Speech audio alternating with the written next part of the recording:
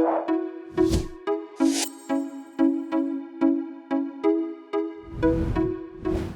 welcome to the Echo YouTube page. I'm Dan Robb, the student pastor. I'm so glad that you're here. You're gonna get to see some great videos from the camps and things that we do, as well as inspirational messages that will really encourage your heart.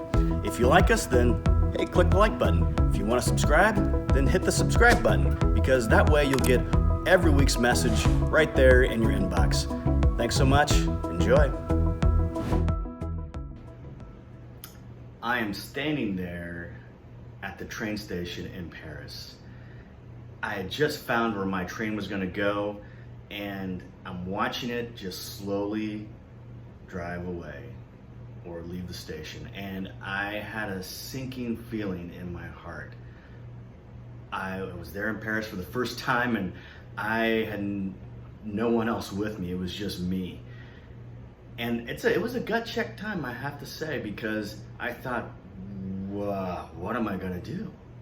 But then I remembered a thought, hey, God's with you, God's got your back, nothing surprises him.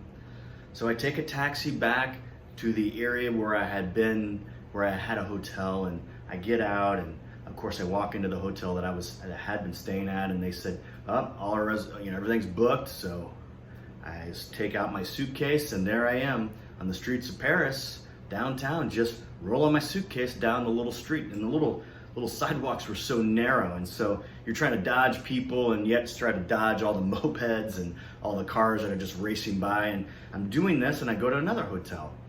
I go into there, and they're all booked up as well.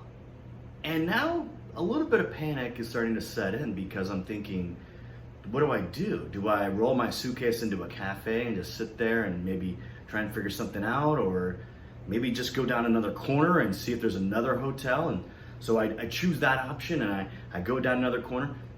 Another hotel, everything's booked up. And I'm thinking, this is Paris in February before, Valentine's Day. This is an off time. So if everything's booked up, what is it like when it's busy?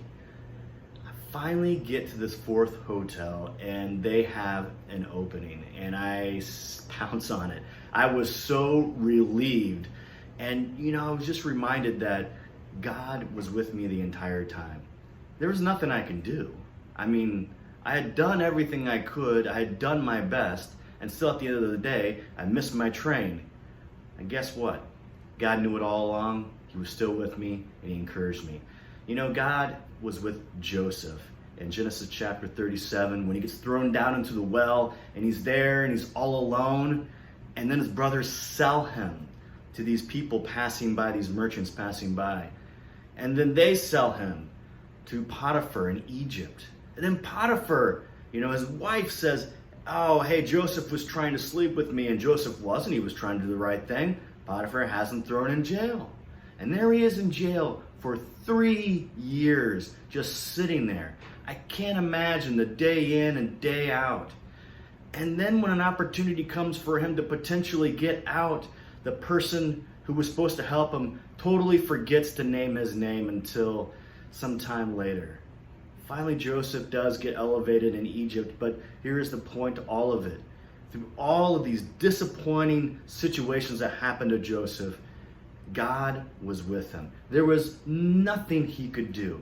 And for us, there's often nothing that we can do. We can't, raise up ourselves by our bootstraps. We can't do the things that we want to do. We can only just rely on God. And you know what? That is exactly where God wants us to be, relying completely on him.